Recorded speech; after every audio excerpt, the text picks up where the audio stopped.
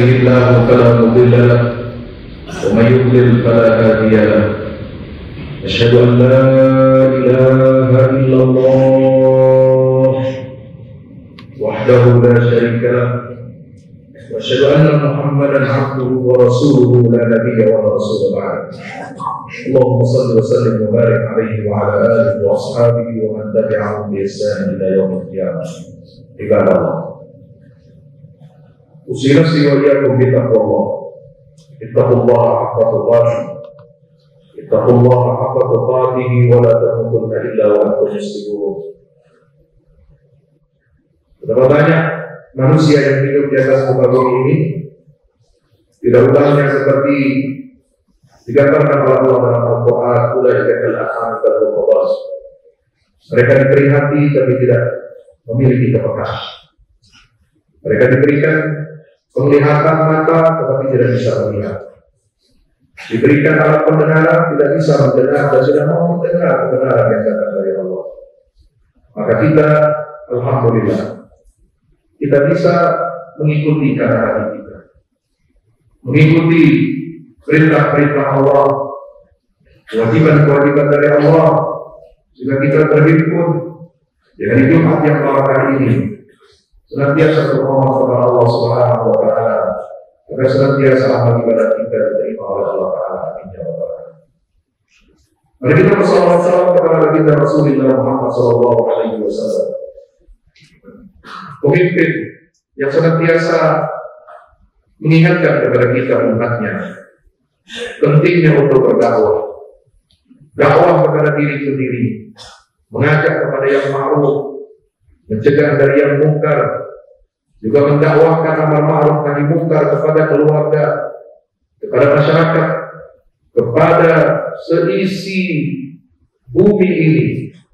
Karena pada dasarnya manusia diciptakan oleh Allah Subhanahu wa Ta'ala sebagai khalifah dan hamba yang harus mengabdikan dan mentauhidkan Allah Ta'ala dalam kehidupannya sehari-hari. Maka kita berterima kasih dan bersyukur kepada Allah atas nikmat diutusnya Nabi SAW yang mengingatkan kita tentang pentingnya mengingatkan diri kita sendiri agar kita menjadi insan yang baik, insan yang bertakwa, insan yang dapat beramal saleh selama hidup kita di atas muka bumi.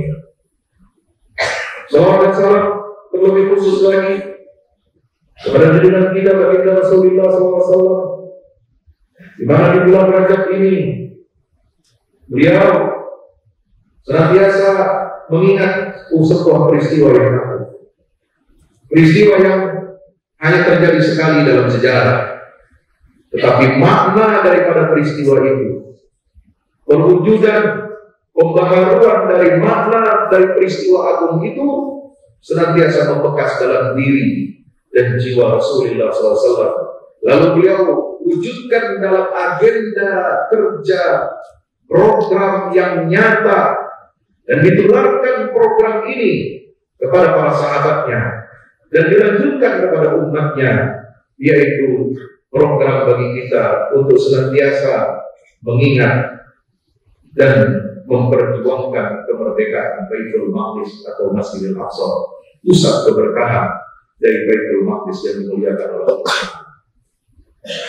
Hadirin yang dimuliakan Allah Ta'ala, para ulama dunia telah menetapkan bahwa pekan terakhir dari bulan Rajab adalah pekan Al-Quds sedunia.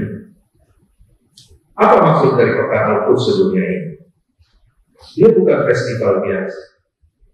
Dia bukan untuk kita hura-hura, menghabiskan uang, membeli tiket konser, melihat artis-artis yang lainnya. Tidak. Pekan Al-Quds sedunia adalah sebuah pekan yang bermuatan spiritual yang sangat tinggi.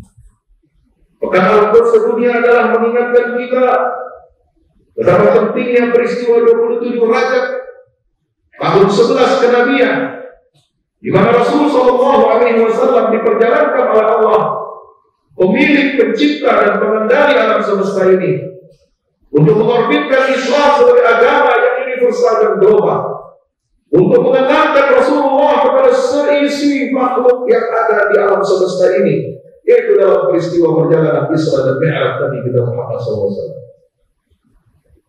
Perkara khusus dunia yang kita hidupkan hari-harinya mulai hari ini sampai akhir bulan Rajab adalah bermuatan nilai-nilai perjuangan untuk kita mengembalikan upaya-upaya strategis yang dilakukan oleh Salahuddin Al-Ayyubi yang dengan izin Allah Subhanahu wa Ta'ala, dengan ketangguhan dan keuletan seorang pemimpin Muslim.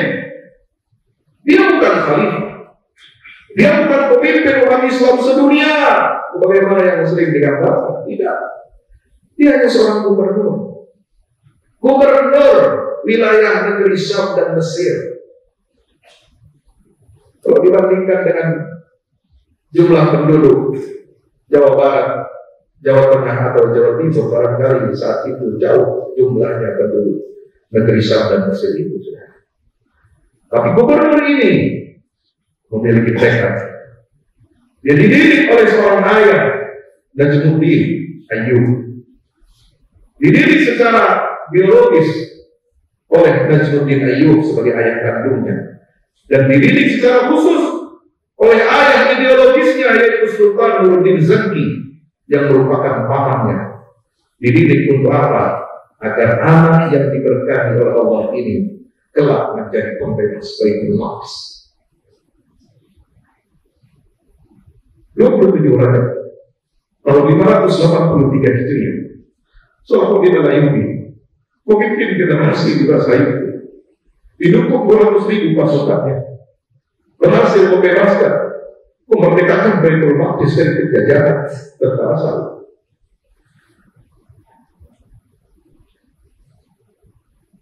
Maka kita bukan hanya mengenal satu ayat di dalam Al-Quran, satu ayat yang populer yang sering kita ulang.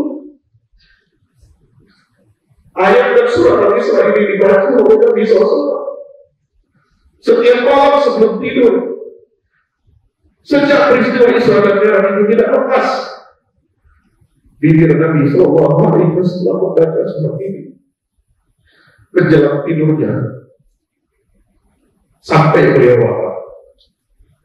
Karena beliau terkenal dengan peristiwa Isra dan Mi'raj ini, menjadikan pembebasan Baitul Maqdis sebagai cita-cita tertinggi beliau bahkan sebelum wafatnya. Dan beliau meletakkan strategi, merancang sebuah gerakan militer, sosial, politik, dan kebudayaan untuk mengembalikan Baitul Maqdis ini, tanah dan negeri Palestina yang diberkati oleh Allah Subhanahu wa Ta'ala sebagai bumi para nabi dengan pusat keberkahannya yang ada di Masjidil Aqsa, satu area suci yang luasnya hanya 144.000 meter persegi, 14,4 hektar. Tapi umat Islam yang jumlahnya hampir 2 miliar ini tidak sanggup mempertahankan dan merebut kembali negeri yang diberkati oleh Allah Subhanahu wa Ta'ala ini. Maka mari kita tekan Al-Quds dunia ini.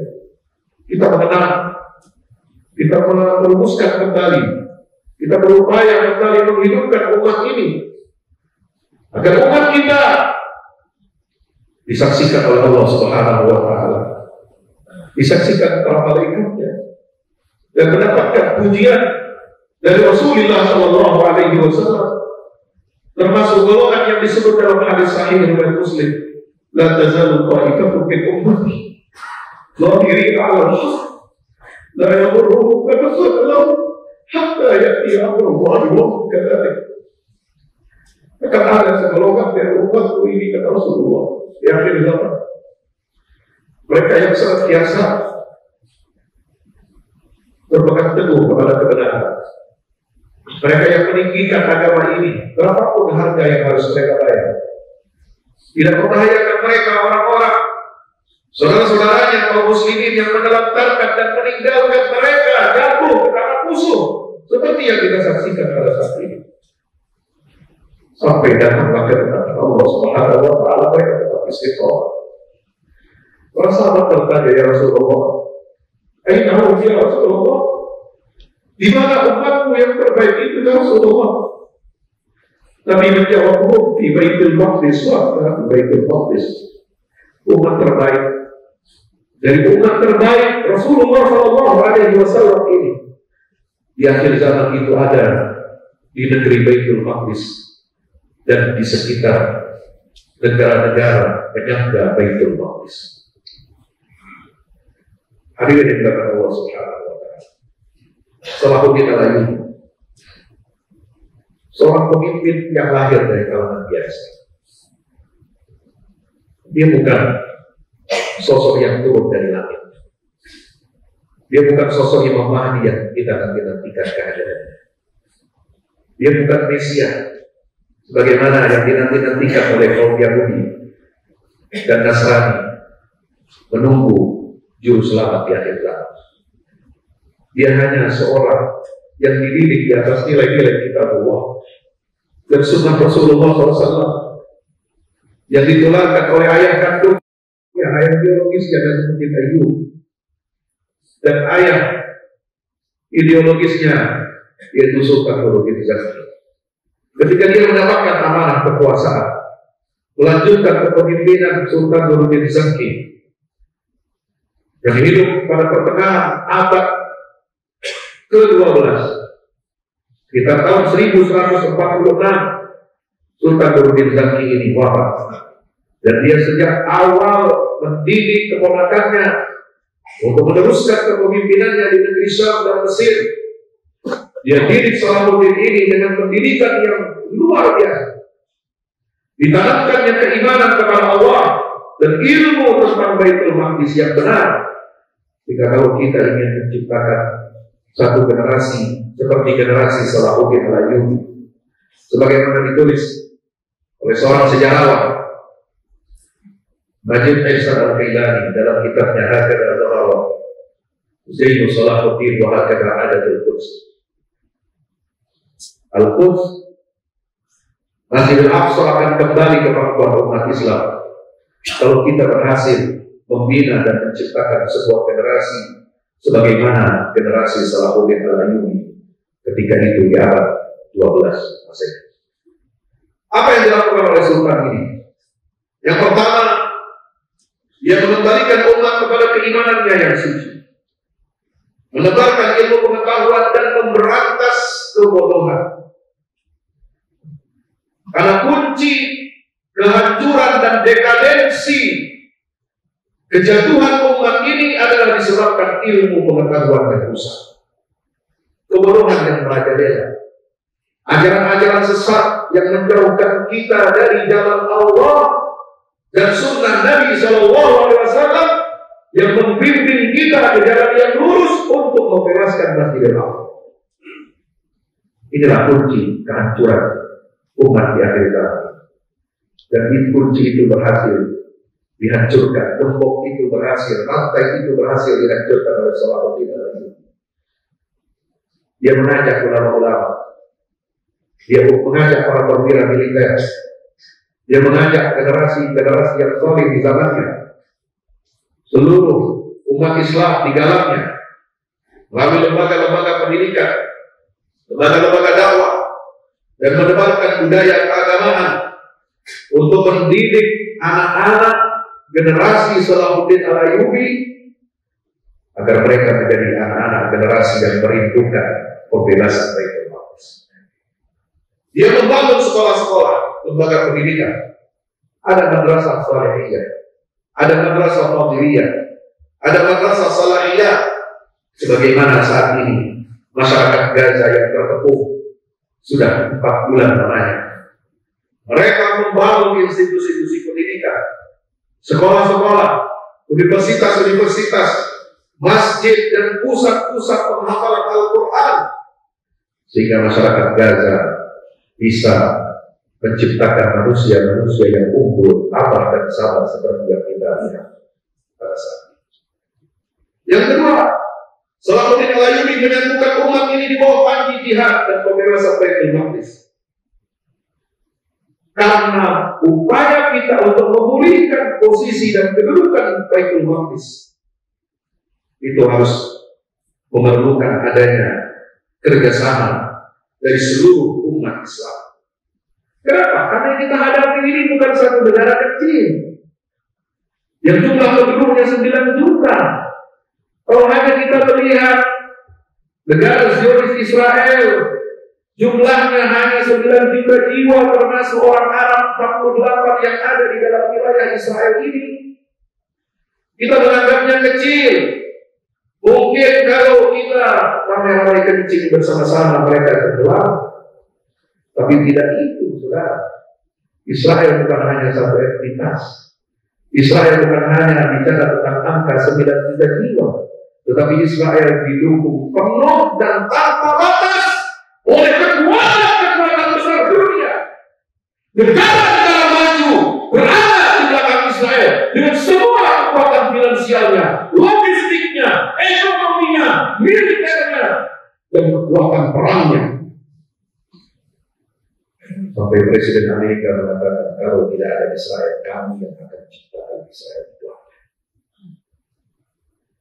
Ini adalah proyek setan, pusat kejahatan di atas muka bumi ini, yang sengaja dibuat menjadi sarang ular yang sangat berbahaya, yang ingin menghancurkan dunia Islam dan menghancurkan seluruh umat manusia di atas muka bumi.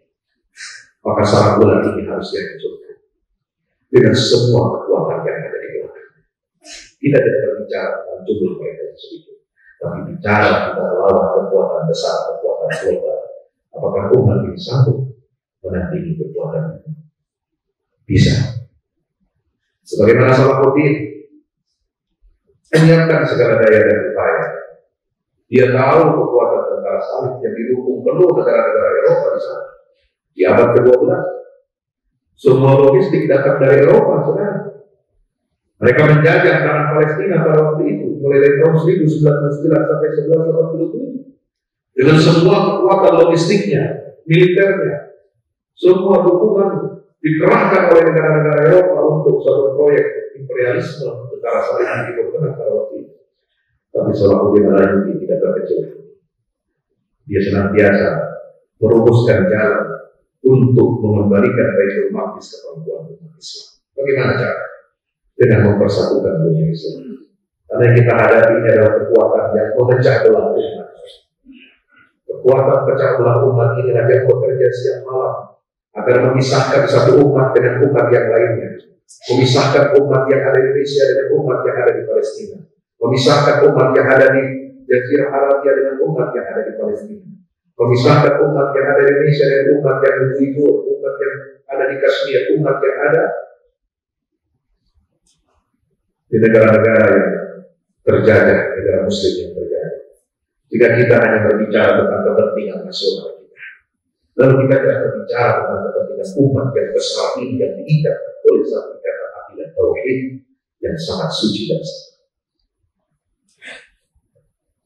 Yang ketiga, Salahuddin Al-Ayyubi mempersiapkan dan menggunakan sarana kekuatan, menyebarkan budaya jihad di kalangan umat dan mengerahkan seluruh tenaganya, potensinya untuk mendidik dan membesarkan satu generasi yang mencintai agama Allah dan berjuang di jalan agama Allah.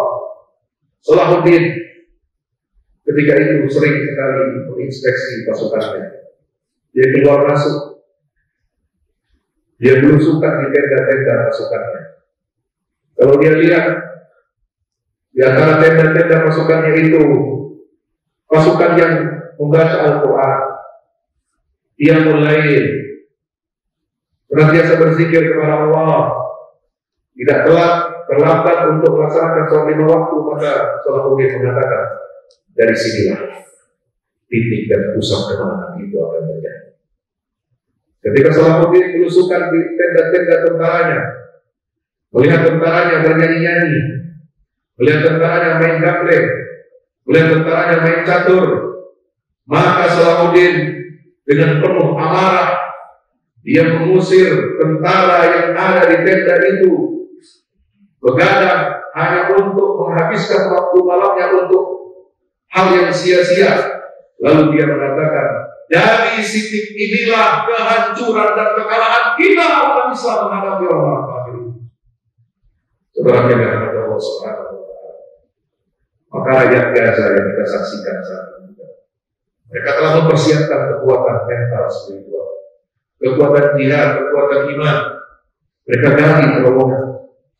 Siapa yang bisa menggali terowongan yang panjangnya 500 km kalau bukan karena kekuatan iman? Siapa yang bisa membuat senjata dengan peralatan yang sederhana tanpa teknologi yang canggih sebagaimana dimiliki oleh Israel, Amerika, dan sebagainya? Siapa yang bisa menggunakan seluruh tenaga ilmiah mereka, anak-anak, guru, insinyur, ahli-ahli ekonomi, ahli-ahli pembangunan, semua dikerahkan untuk terlibat dalam proyek pembebasan Masjidil Aqsa ini dengan operasi Badai Al-Aqsa. Siapa yang bisa melakukan itu semua kalau mereka punya keimanan yang kuat, yang tegar, dan mereka yakin bahwa musuh itu pasti bisa dikalahkan. Ini salah satu kunci kemenangan. Ketika satu pasukan tentara negara manapun, kalau dalam hatinya bercoba, ada keyakinan tentara negara lain yang bisa dikalahkan, itu awal kekalahan. Tapi ketika sebuah umat, walaupun memiliki persenjataan yang sederhana, walaupun jumlahnya tidak banyak seperti mereka, walaupun tidak lengkap persenjataannya seperti mereka, tapi mereka memiliki keyakinan, ideologi, sebuah doktrin yang tidak bisa dicabut dari dada mereka, bahwa musuh yang kuat dan lebih besar itu bisa dikalahkan, karena mereka meyakini firman Allah, "Hammin fi'atin qalilatin ghalabat fi'atan katsiratan bi'idznillah." Berapa banyak kelompok tentara yang lebih kecil jumlahnya, sedikit jumlahnya, dapat mengalahkan tentara pasukan yang jauh lebih besar daripada mereka. Yang keempat, Salahuddin Al-Ayyubi bukan hanya pandai secara militer, bukan hanya pandai secara politik, tetapi juga menyelenggarakan lembaga-lembaga negara. Dia ahli tata negara. Dia berupaya untuk memperbaiki negara-negara yang ada di wilayah taklukan. Dia memberantas korupsi di dalamnya. Dia menegakkan prinsip-prinsip keadilan dan musyawarah serta kesetaraan di antara warga negaranya. Tidak ada satupun umat non-Muslim yang dizalimi di bawah kepemimpinan Salahuddin Al-Ayyubi. Mereka dimuliakan, mereka diangkat derajat, dan mereka diajak untuk bersama-sama umat Islam sebagai pemilik negeri itu agar mereka bangkit melawan penjajahan. Saudara berkata Allah SWT, Salahuddin menjamin keamanan warganya, melindungi warganya dari segala bahaya dan dia fokus memberantas korupsi. Kenapa? Karena korupsi yang dilakukan oleh sebuah pemerintahan dan kurangnya keadilan, merebaknya kezaliman, itu sama berbahayanya bagi sebuah eksistensi sebuah negara dengan adanya pendudukan dan penjajahan bangsa. Ini yang ada dalam akal pikiran Salahuddin Al-Ayyubi sehingga dia menjadi pembebas dan pelaku Baitul Maqdis. Dan dia juga yakin bahwa Baitul Maqdis tidak mungkin dibebaskan, tidak mungkin dimerdekakan oleh tangan-tangan yang kotor, berlumuran darah, tangan-tangan yang kotor, penuh dengan harta, kejahatan, korupsi, dan rakyatnya juga. Maka dia pernah Salahuddin Al-Ayyubi berkata kepada bendahara negaranya. Pada saat itu bendahara negara ini membangunkan sebuah rumah resort yang mewah di negeri Syam untuk sang gubernur. Lalu Salahuddin marah, dia mengatakan, saya diciptakan oleh Allah dan Anda semua diciptakan oleh Allah bukan untuk menempati rumah mewah ini. Kita diciptakan oleh Allah untuk beribadah. Kita diciptakan oleh Allah untuk mengabdi kepada agamanya. Bahkan saya diciptakan oleh Allah untuk membebaskan Baitul Maqdis dan saya tidak perlu kemewahan dunia ini. Negara-negara itu langsung dikecam oleh Salahuddin. Yang kelima, Salahuddin mendidik para mujahid agar beriman kepada Allah dan bertawakal kepada-Nya. Dia selalu berkata kepada para prajuritnya, la tuqatilu. Jangan sangka, jangan kamu kira kalian berperang untuk mewakili saya. Kalian bukan berperang untuk mengangkat nama saya, bukan. Tapi kalian berperang di sini adalah untuk meninggikan kalimat Allah. La tuqatilu walakin qatilu fi sabilillah. Karena Allah Subhanahu wa taala berfirman, alladzina amanu yuqatiluna fi sabilillah walladzina kafaru yuqatiluna fi sabilillah. Orang-orang beriman itu mereka berjuang bertempur di jalan Allah hanya untuk meninggikan kalimat Allah dan bukan untuk tujuan yang lain. Maka salah satu doa yang indah yang pernah dipanjatkan oleh Salahuddin Al-Ayyubi yang tercatat dalam kitab-kitab sejarah ilahi, qad inqata'at asbab al-ardiyyah an nusratihi falam yabqa illa bi-kalam wa bi'tisam bihablik wa bi'timad 'ala fadlik anta hasbi wa ni'mal wakil. Ya Allah, sungguh sarana duniawiku semua sudah terputus. Untuk menolong agamamu, semua sarana duniawiku tidak ada apa-apanya. Sarana duniawi yang aku punya untuk menolong agamamu ini, ya Allah, untuk membebaskan Baitul Maqdis ini, ya Allah, semua sudah terputus. Yang terhubung, yang tersisa dari hubungan itu adalah antara aku denganmu, ya Allah. Lam yabqa illa al-ikhlasu ilaik. Tidak ada yang tersisa kecuali aku hanya berdua dan berpegang teguh dengan kalimat dan mengandalkan karunia-Mu. Cukuplah Engkau, ya Allah, bagi aku, dan Engkau adalah sebaik-baik wakil dari segala dosa. Yang keenam, Salahuddin Al-Ayyubi sangat pandai dan mahir untuk menyelesaikan urusan-urusan diplomatiknya dan membuat perjanjian, termasuk di dalamnya membuat perjanjian untuk memisahkan pedagang-pedagang dari Eropa, untuk menyandarkan berlabuh membawa barang dagangannya ekspor impornya di pelabuhan-pelabuhan negeri Syam dan Palestina dialihkan ke negeri Mesir. Supaya apa? Supaya kegiatan ekonomi ekspor impor dari Eropa itu tidak ditunggangi kepentingan penjajah untuk memberikan suplai logistik kepada mereka. Sekarang kita bertanya kepada diri kita dan kepada para pemimpin kita, apakah mereka sudah melakukan usaha seperti Salahuddin Al-Ayyubi? Apakah kita sudah membela saudara-saudara kita di Palestina yang terjaga dan tertindas juga ini? Minimal dengan apa? Jangan menjaga pelabuhan-pelabuhan kita, jangan sampai mereka, kapal-kapal mereka bertumpuk Israel itu bersandar untuk mengambil manfaat dari ekonomi negeri yang besar. Yang terakhir, Salahuddin Al-Ayyubi dapat menembus batas keamanan musuhnya.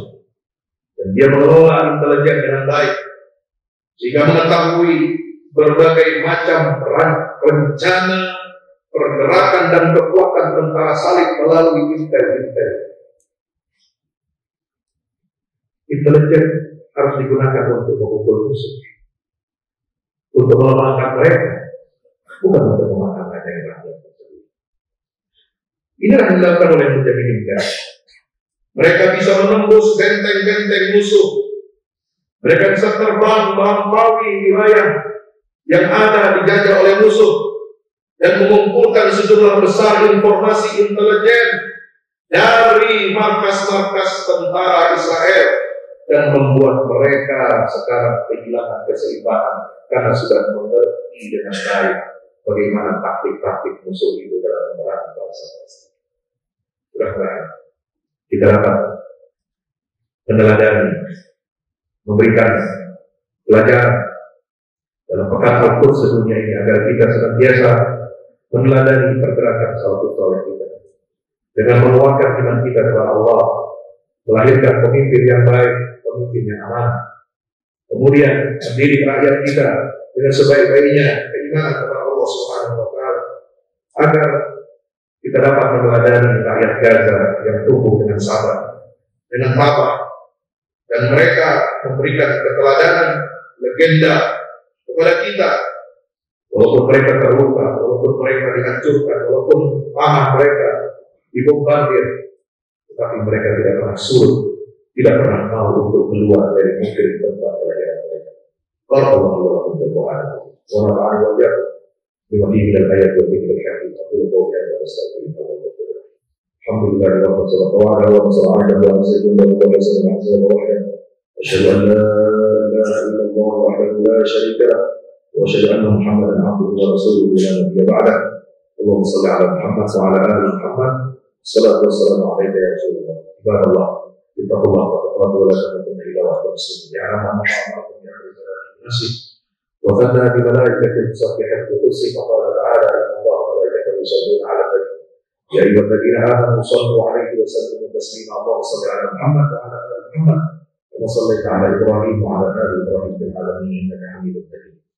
اللهم اغفر للمسلمين والمسلمات والمؤمنين والمؤمنات الأحياء منهم والأموات إنك سميع قريب مجيب الدعوات. اللهم انصر الإسلام وأعز المسلمين وعلى بفضلك كلمة الحق إلى يوم الدين. اللهم انصر من نصر الدين واخذل من قتل المسلمين. اللهم أرنا الحق حقا وارزقنا اتباعه وارنا الباطل باطلا وارزقنا اجتنابه. ربنا ظلمنا أنفسنا وإن لم تغفر لنا وترحمنا لنكونن من الخاسرين. ربنا آتنا من لدنك رحمة وهب لنا من أمرنا رشدا. ربنا آتنا في الدنيا حسنة وفي الآخرة حسنة وقنا عذاب النار وادخلنا الجنة مع الأبرار يا عزيز يا غفار يا رب العالمين. وصلى الله على محمد وعلى آله وصحبه وسلم والحمد لله رب العالمين.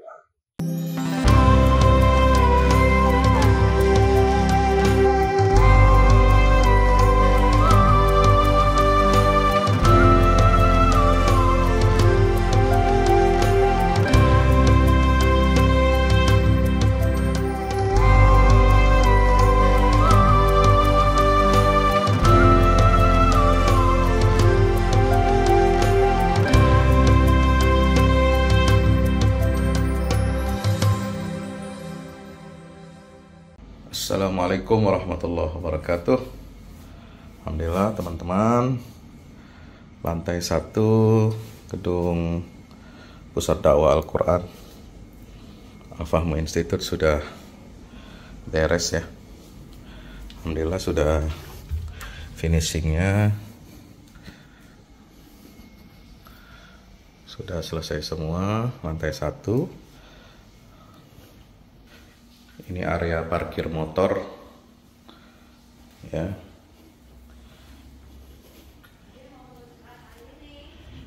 Ada tempat terima tamu. Ini rak Quran ya. Ini mihrab kita untuk sholat berjamaah kalau acara-acara. Ini aula.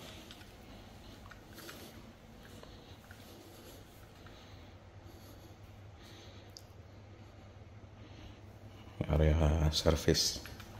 Sekarang area service, sound system, tempat wudhu. Alhamdulillah. Kamar mandinya.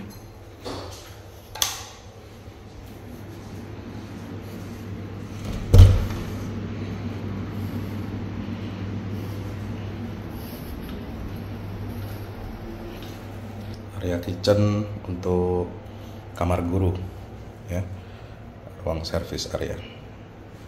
Alhamdulillah ya, alhamdulillah dengan bersyukur pada Allah Subhanahu wa taala ya, juga berkat bantuan sahabat-sahabat semua yang sudah ikut andil berwakaf, berikan donasi terbaiknya untuk gedung Pusat Dakwah Al-Quran ini. Jadi kami laporkan ini sudah jadi dan kita sudah mulai kegiatan-kegiatan kemarin. Misalnya kemarin diskusi dengan Bapak juru bicara Kementerian Luar Negeri Indonesia ya. Kemudian kita lanjutkan dengan diskusi rutin 2 pekanan setiap hari Sabtu siang, dan kita akan gaspol bulan Ramadan insya Allah dengan aneka program-program dan podcast pilihan dengan isu-isu yang hangat yang berkaitan dengan kehidupan umat Islam di Indonesia dan di seluruh dunia. Terima kasih, mohon dukungan dan supportnya terus. Lantai 2 juga kita akan ya, bangunan ini yang masih belum jadi ya, kita belum mulai finishingnya, dan di atasnya lagi ada lantai 3. Barakallahu fikum. Assalamualaikum warahmatullahi wabarakatuh. Bahagiakan Indonesia dengan dakwah Quran.